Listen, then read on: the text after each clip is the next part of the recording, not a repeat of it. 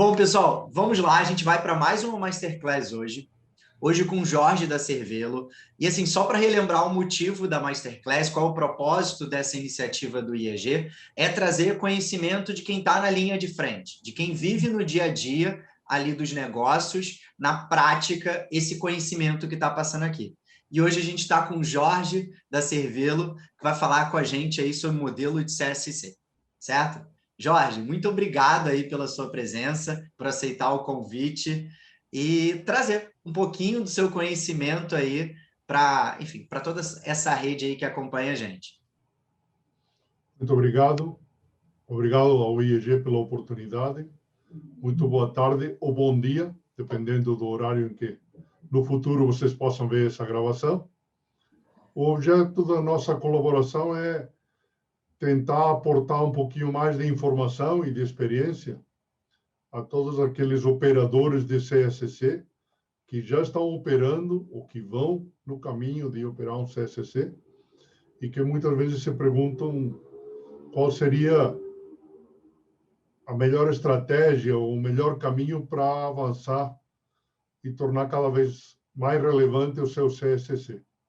Nesse sentido, nós temos uma experiência bastante específica porque somos fabricantes de uma ferramenta que está dedicada à operação de centrais de atendimento, CCCs entre elas,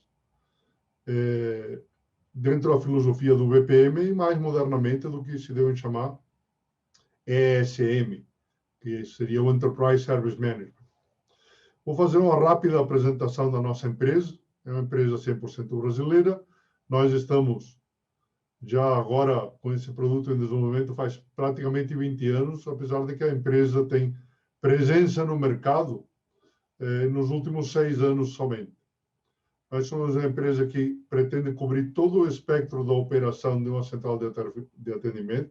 Nós começamos com o ITSM, evoluímos para o BPMS, e hoje nós estamos muito fortes, nos apresentando como uma opção para operar o SM, o Enterprise Service Manager. Dentro, especificamente, do trabalho dos CCCs, da missão dos CCCs, eu acho que uma maneira que a gente pode visualizar como pode ser uma evolução positiva na viagem de agregação de valor dos CCCs à empresa, é entender um pouco de onde vieram os CCCs, onde eles estão e para onde eles podem evoluir. Qualquer esforço de melhoria ou qualquer esforço de evolução dentro da organização não pode ser visto como uma fotografia, um evento que acontece naquele momento e isso define tudo.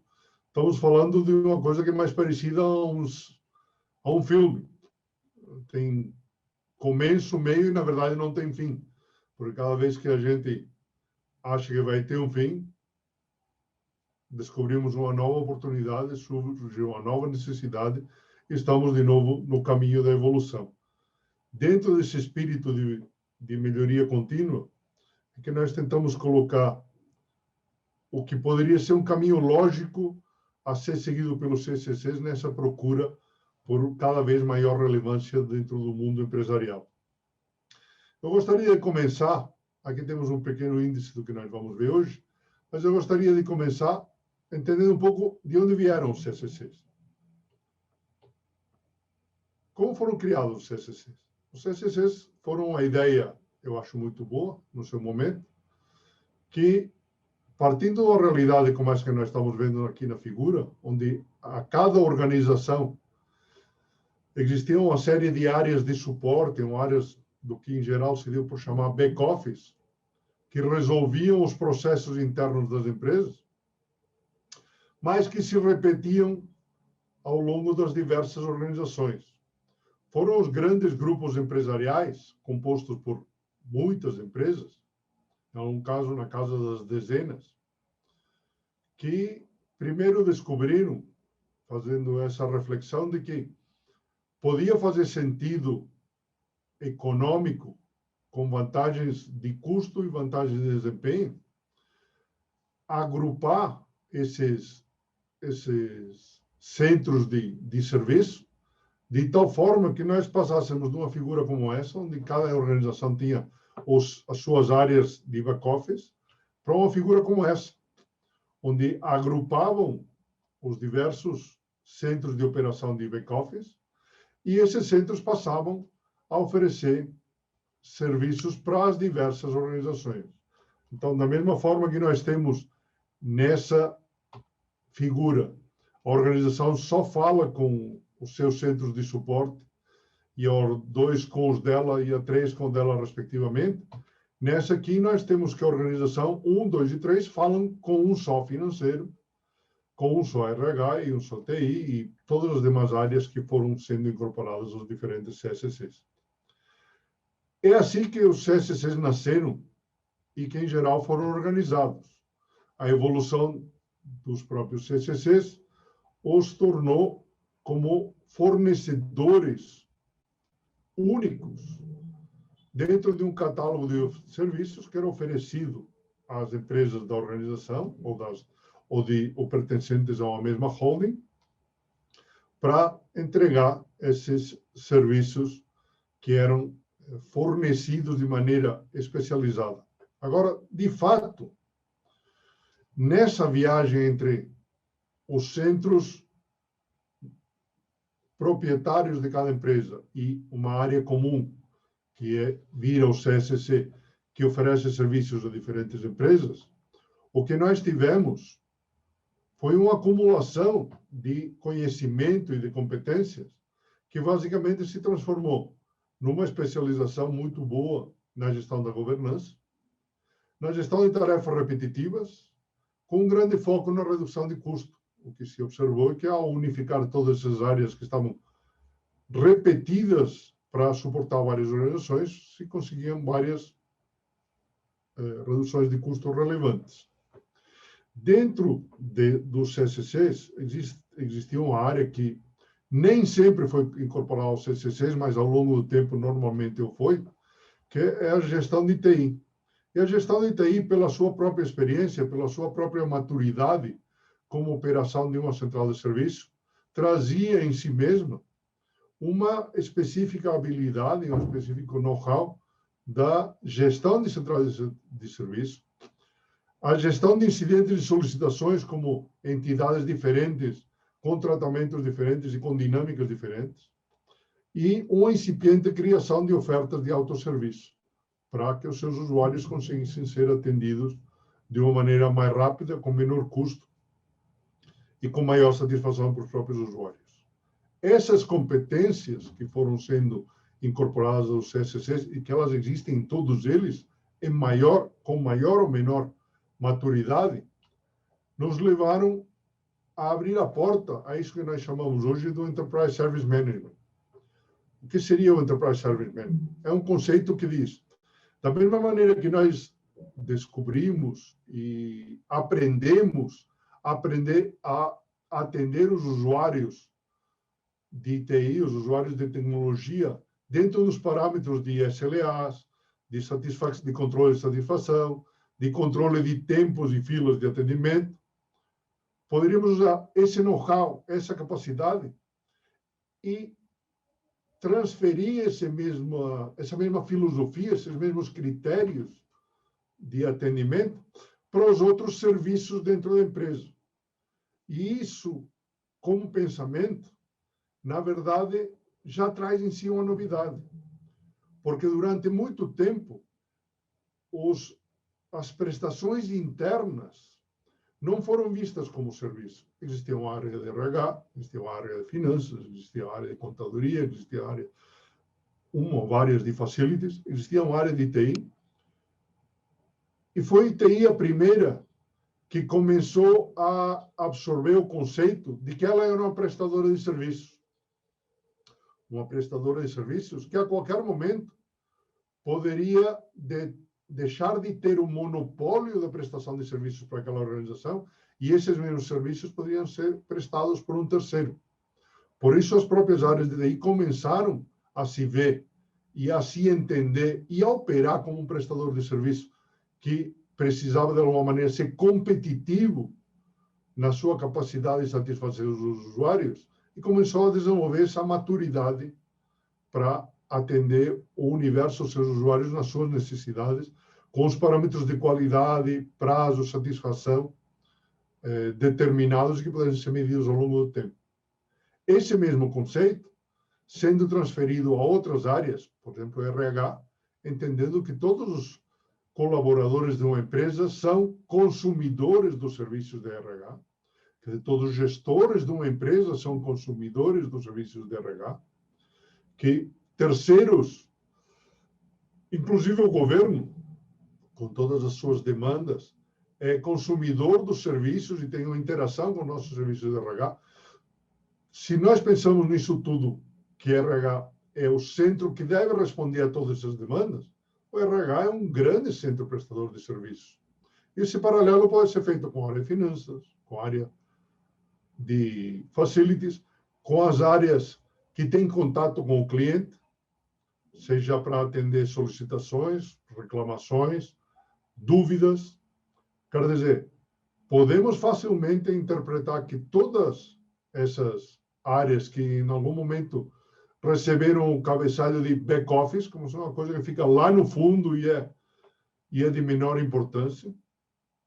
Fazendo um paralelo com a música, no universo da música, tem uma piada recorrente que diz, bom, aqui nós temos o quadro das madeiras, o quadro dos ventos, o quadro das cordas, e está definindo as diferentes equipes com as suas especialidades dentro da orquestra clássica.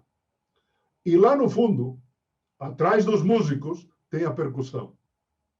Esse atrás dos músicos, logicamente é uma piada, mas implica como se a percussão não fizesse parte do resultado final. Bom, de alguma maneira, esse back-office, que por muito tempo foi dado como título a essas áreas de suporte, que depois, em grande medida, acabaram sendo os cernes do CSC, parece que eles não fazem parte do negócio. Na verdade, nada poderia estar mais longe da verdade, sendo que todos aqueles que intervêm nos processos empresariais, em qualquer uma das suas etapas, são parte integrante do negócio. De tal forma que o motor do carro não vai funcionar sem uma das suas peças. Não importa, não é uma questão de relevância. Não, um pistão é mais importante que uma vela, não importa. Sem uma porca bem apertada ou sem uma biela bem apertada ou bem calibrada, o motor não vai funcionar. Então, aqui estamos falando da mesma coisa. Nós precisamos que todos os serviços intra-organização e extra-organização sejam prestados com um nível de excelência, qualidade e oportunidade, quer dizer, no momento certo, de tal forma que o resultado final da orquestra seja harmonioso e de acordo com o esperado.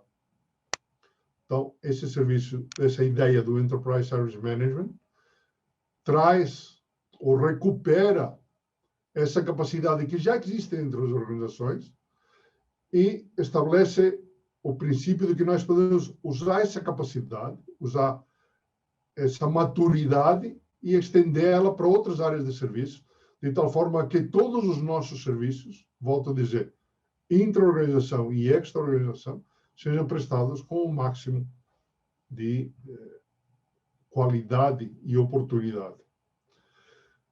Na prática, como nós poderíamos ver isso? Nós deveríamos evoluir de uma organização estruturada em silos. Se vocês lembram o quadro clássico da organização antigamente, e foram assim que muitos CSCs foram organizados, você tem uma área financeira com as suas atividades, tem uma área de RH com as suas atividades, uma área de TI, demais áreas, assim por diante. Isso parecem os silos que raramente se conversam entre si. É assim que funcionava nas antigas organizações, quando cada um tem os seus departamentos de suporte. E é assim que muitas vezes os CSCs foram construídos. O que nós devemos pensar é que deveríamos partir para um CSC 2.0, se você quer, onde deixemos de ter foco na tarefa específica e pensemos em um foco no valor.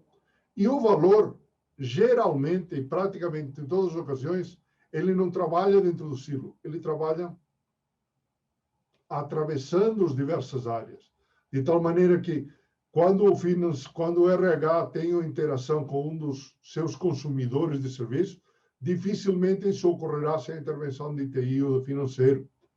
Quando uma área de facilities precisa oferecer condições de trabalho determinadas, dificilmente poderá fazer sem a intervenção do RH, TI, financeiro e assim por diante. Quer dizer, pensemos em qualquer serviço prestado hoje dentro da organização e quando nós pensamos no seu resultado final, não na tarefa. A tarefa é um formulário preenchido, a tarefa é uma resposta a uma pergunta, a tarefa é a segunda via do Olerite. Isso é a tarefa. Agora, a agregação de valor é que a pessoa receba a prestação do prestador de saúde contratado. A tarefa é que a pessoa possa acessar os e-mails dele em todos os meios que a companhia lhe ofereceu. A tarefa é que o salário no valor correto seja depositado no dia correto na conta correta. Essa é a tarefa. Os meios, as atividades, os detalhes do que foi feito para que isso ocorresse, pode mudar ao longo do tempo. Mas o que agrega, de fato, onde nós deveríamos ter o foco é o resultado é o que o nosso consumidor desse serviço precisava. E para isso, a única forma que nós temos de conseguir esse resultado focado no valor é, com certeza, trabalhar quebrando os silos e interagindo entre todas as áreas. Vamos ser um pouco mais específicos. O que nós queremos dizer foco no valor? Que nós temos alguns focos, se você quer, subfocos, para a gente pensar um pouco mais essa proposta e não ficar só numa frase que pode parecer vazia se a gente não lhe der um pouquinho de recheio. Primeiro, foco no cliente. Reparem, quando eu digo foco na tarefa, eu estou concentrado naquela transação. Olha, o cliente preencheu um formulário, o formulário está adequadamente registrado e foi encaminhado a quem é direito. Isso é foco na tarefa.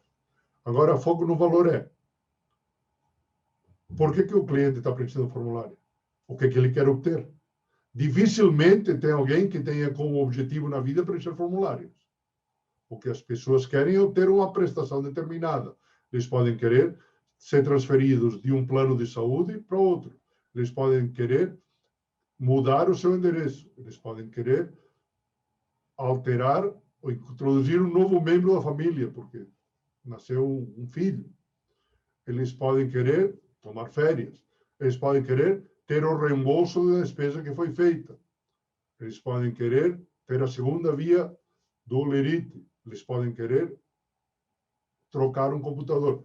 Esses são os objetivos de negócio de cada uma dessas entidades que se relacionam com a gente. O que nós temos que pensar é de que maneira o nosso atendimento, a nossa interação com essa pessoa, entrega esse objetivo, que é o que ele vai ver como o valor da transação, com o menor custo, com o menor desgaste, com a maior satisfação possível para esse indivíduo. Então, a pergunta, às vezes, é: quantas vezes vocês já se viram transacionando na sua empresa ou com um prestador de serviço e eles pedem dados que aquela empresa já tem? Oh, me diz qual é o seu endereço. Meu filho, mas eu tenho conta com vocês faz 20 anos. Por que você precisa do meu endereço? Você já sabe qual é o meu endereço. Então, repara como as transações orientadas à tarefa se tornam, por si próprio, burras e desgastantes. As transações orientadas ao valor criam situações onde o cliente vai ser satisfeito com menor quantidade de interações. Isso é verdade para o cliente externo, que aqui nessa lâmina, nesse PowerPoint, estamos chamando de no cliente, mas também é verdade para o cliente interno. Alguém da área de produção que está fazendo uma requisição para compras, para que seja gerenciada a aquisição de material, precisa ser atendido com o mesmo foco no sucesso dele que nós teríamos se esse indivíduo estivesse na rua e fosse parte da nossa clientela externa. Essa ideia de que o cliente externo deve receber os mesmos cuidados, as mesmas atenções e o mesmo foco no sucesso dele, como se fosse um cliente externo, é uma coisa que nós devemos incorporar como esse foco no valor. Foco no negócio. Como a nossa atividade, de fato, agrega valor no negócio. De fato, o que nós estamos fazendo torna o nosso usuário mais satisfeito, mais produtivo, com mais vontade de continuar mantendo negócios com a gente. Aqui vem uma provocação. Foco no próximo cliente. O que nós estamos fazendo através das nossas interações para conseguir novos clientes?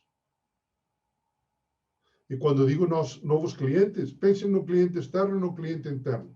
Nós hoje prestamos os serviços A, B e C dentro da área de compras para determinado setor. Não tem mais serviços que nós possamos prestar.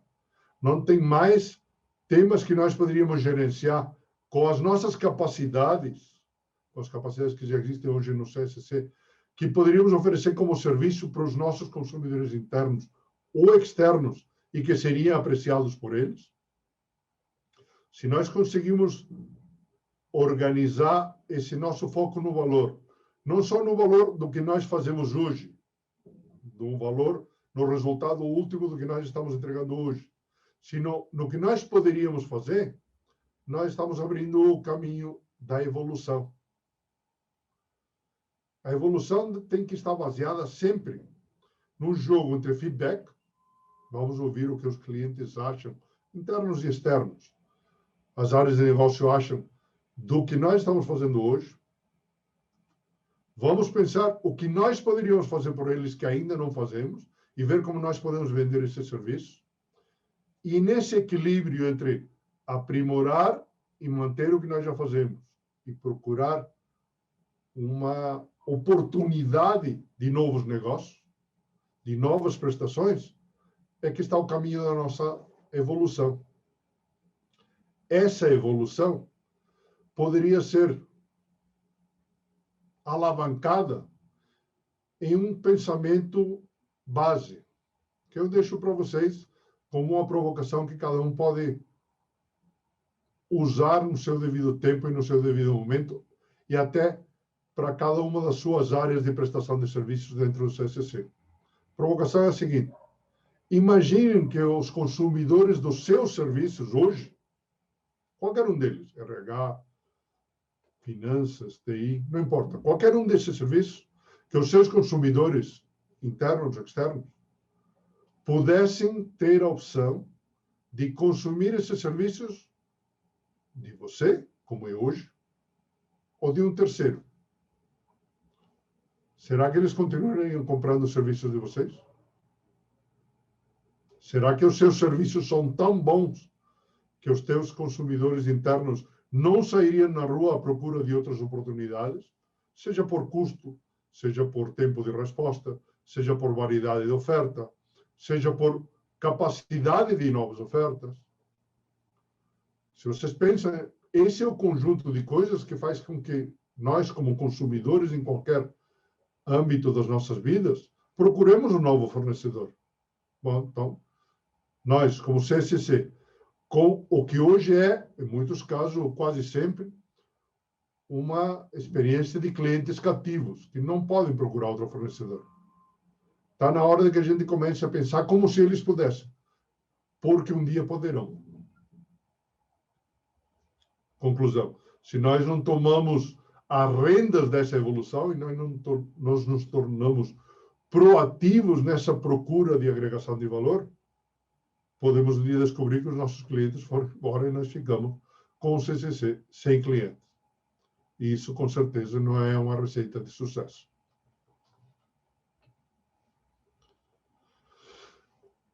Nesse caminho da evolução, eu deixo aqui algumas dicas genéricas que cada um deverá ajustar e aplicar à sua própria realidade, como caminhos de procura de oportunidades. O que nós poderíamos pensar como, por onde começar? Bom, o que são as maiores dores dos nossos clientes, sejam internos ou externos, não faz diferença. Onde que eles sofrem mais? O que eles gostariam de ter que eles não têm? Vamos centrar nisso e vamos ver como nós podemos fazer para entregar isso. Mas, repito, não nos concentremos na tarefa, vamos nos concentrar no resultado último. Repito, alguém não preenche um formulário pelo prazer de preencher o formulário. Vai preencher o formulário porque ele precisa de um resultado lá no final. Então, a pergunta é, de que maneira esse resultado poderia ser entregue mais rápido, com menos dor, com menos burocracia, com menor custo, com menor prazo, com maior segurança de que não haverá acidentes? Tudo isso aí faz parte do pacote de valor que nós podemos entregar. Então, vamos entender onde estão os pontos de insatisfação dos nossos consumidores. Vamos entender, do ponto de vista deles, qual é a agregação de valor que eles estão procurando e vamos trabalhar nisso para entregar uma mudança que aumente esse valor percebido pelo cliente.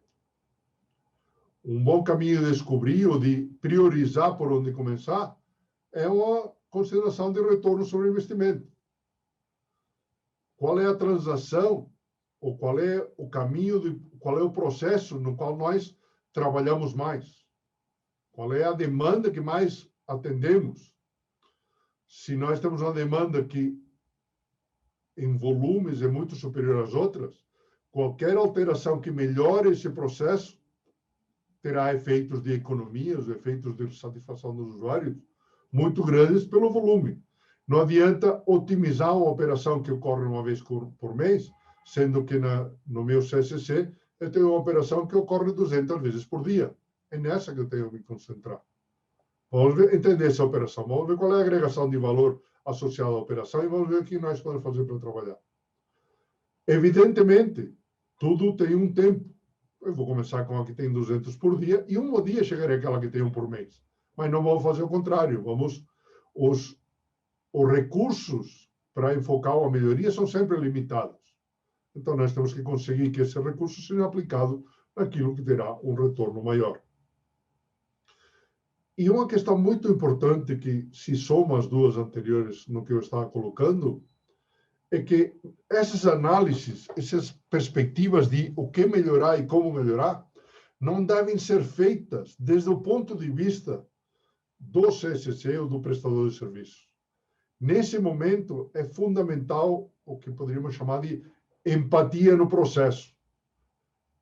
O que seria nesse caso?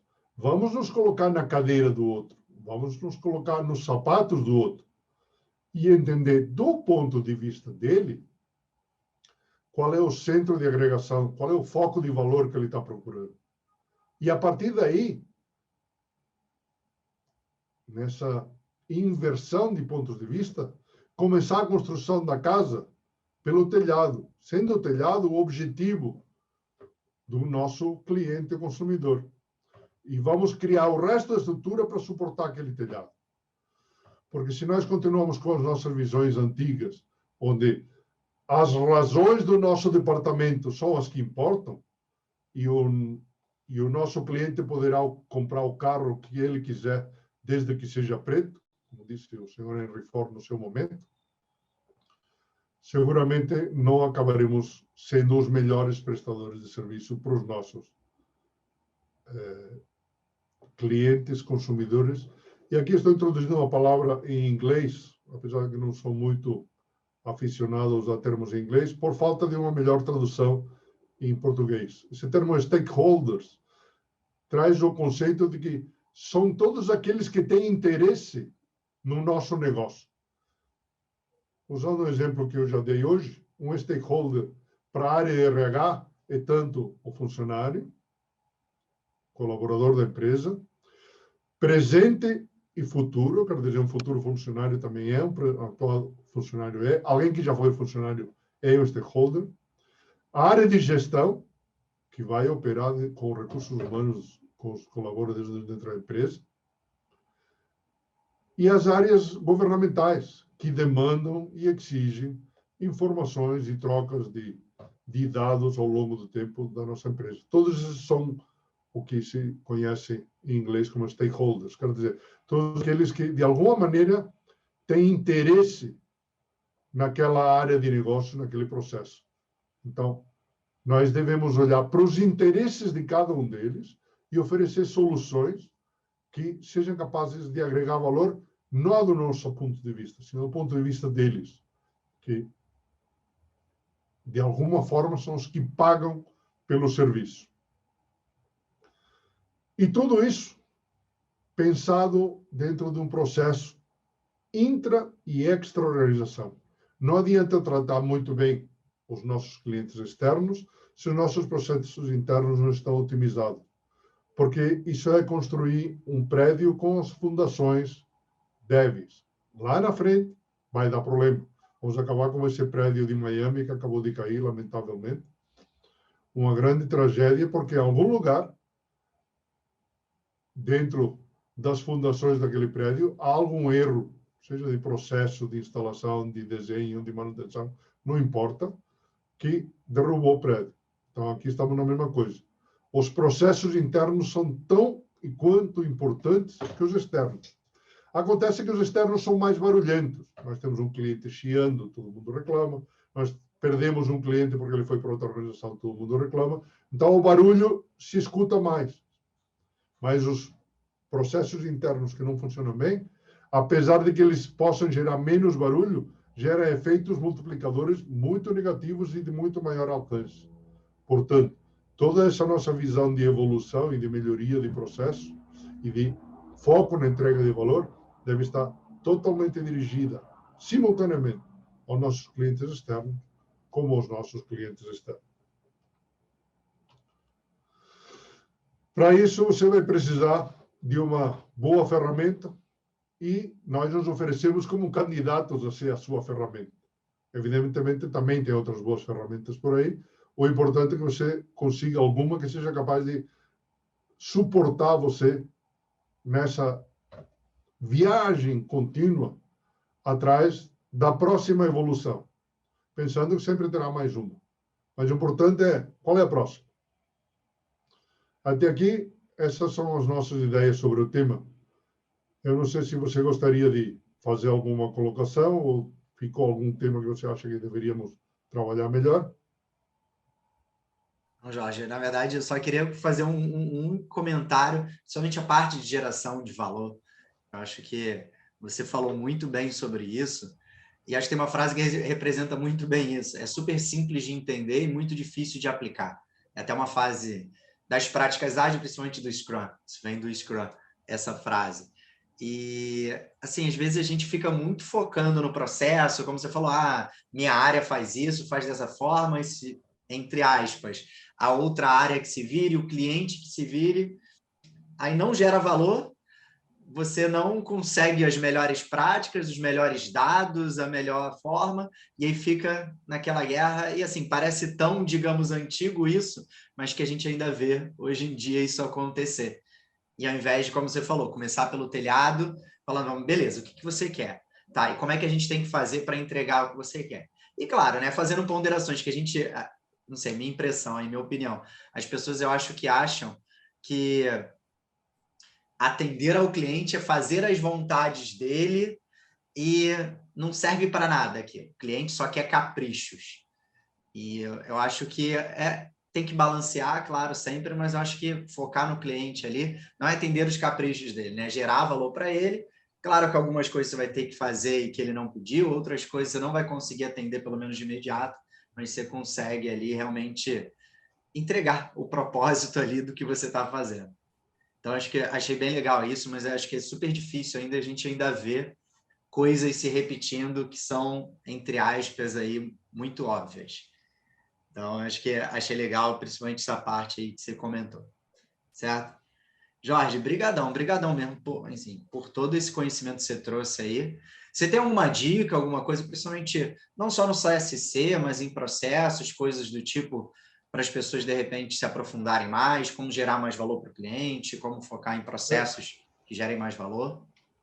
Eu te diria que eu trabalho nisso não só na Cervelo, mas sino como minha profissão, agora já faz praticamente 40 anos. Eu sempre fui consultor na área de produtividade e qualidade em gestão de empresas. Ao longo dos anos, a gente aprende que há duas armadilhas as quais você tem que evitar de qualquer forma, se você quer ter sucesso numa evolução de qualquer tipo, quando você está falando de processos empresariais. Essas duas armadilhas seriam, primeiro, a armadilha de não dá para mudar, sempre foi assim, esse é um problema eterno, vamos ter que conviver com ele. Normalmente se chega a essas conclusões porque não houve uma real análise de qual é o problema. Sabe aquele negócio de os suspeitos de sempre? Uhum. Bom, isso ocorre muito nas empresas. Isso ocorre desse jeito por tal coisa. Não, os clientes querem isso. A pergunta é, alguém foi lá e perguntou para o cliente o que ele quer? Sim. De fato, houve o trabalho sério, sistemático, científico no sentido de, com a metodologia, com a ordem, com um foco nas evidências factuais e não em palpite de mesa de café ou de elevador sobre o que o cliente quer e o que o cliente precisa. Eu vou contar uma experiência particular minha. Eu fui consultor, como eu disse, de produtividade e qualidade em grandes empresas na América Latina e na Europa. Durante mais de 20 anos me dediquei só a isso. O que eu descobri ao longo dos anos é, quando nós chegávamos numa empresa e íamos fazer um serviço de consultoria, nós perguntávamos para o corpo gerencial ao qual nós íamos atender: quais são os seus maiores problemas e quais são as causas mais básicas que vocês entendem desses 3 maiores problemas? Me dá 3 problemas e as 3 causas básicas desses problemas. Ok. Escutávamos, anotávamos. Para te dar um número, 90% das vezes, esses problemas que tinham sido apontados como os principais não eram compartilhados pelos clientes. Os clientes não acreditavam que esses fossem os principais problemas. E as causas que eram apontadas mesmo para esses problemas não eram as causas verdadeiras desses problemas. Você me diz, mas como é possível? Você está falando de gestores de grandes empresas, gente muito capacitada, não estou desmerecendo ninguém, nem falando que estamos falando de gente sem experiência, sem conhecimento. Não. Estamos falando de uma miopia sistemática que se instala nas organizações ao longo do tempo, de tal forma que a lenda urbana se transforma na verdade. Se você não é capaz de rasgar esse véu da lenda urbana, ir nos fatos, ouvir o cliente, ouvir os que intervêm nos processos e entender a verdade lá, com fatos e dados, você dificilmente vai conseguir descobrir o que precisa ser resolvido. Esse é o primeiro conselho. Segundo, você não vai resolver tudo de uma vez, nem tudo em um dia. Escolhe um tema, 2 temas, 3 máximo, que você possa, dependendo das suas capacidades, da sua equipe gerencial, da sua maturidade interna, que você possa enfrentar com sucesso. E vai fundo nesses e consegue resolver esses aí. Quando você tenha resolvido esses aí, o efeito demonstração que você conseguirá na organização fará que você comece a ter voluntários de outros processos, para que você comece a trabalhar com eles para aprimorar os processos.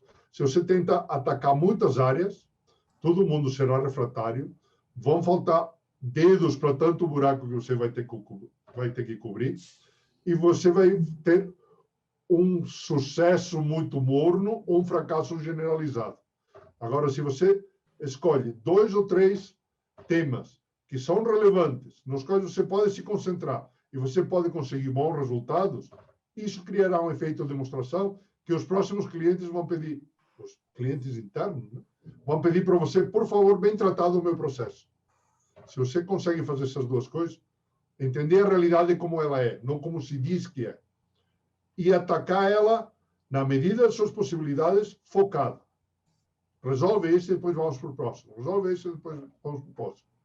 Você seguramente conseguirá bons resultados com os recursos que você tiver. Maiores ou menores, não importa, não é uma questão de recursos. O que se importa é, você não pode tomar uma missão desajustada dos seus recursos. Você não conseguirá fazer muitas das coisas se você não tem um bom sistema para suportar a sua estratégia de ESM. Se você não tem gente que possa ajudar a descobrir qual é a verdade dos clientes. Isso requer capacidade, entendimento e horas dedicadas. Se você não tem ninguém que possa dedicar isso, não vai poder empreender esse esforço de melhoria. Mas a partir da base que você tem algum nível de recurso, entenda a realidade, mas entenda a verdade, não a lenda urbana, e se foque nessa. 1, 2, máximo 3 tarefas. O resto, os resultados vão trazer para você ao longo do tempo.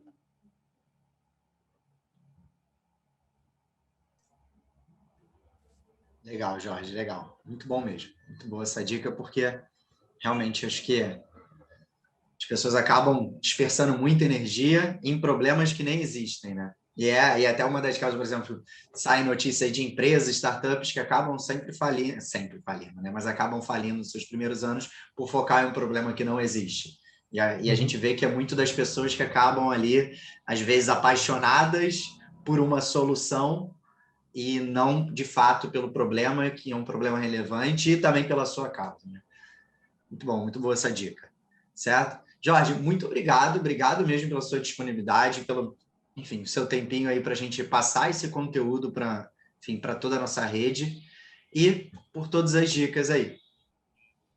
Obrigado a vocês pela oportunidade. Espero que possa ser útil para a nossa audiência e estamos à disposição.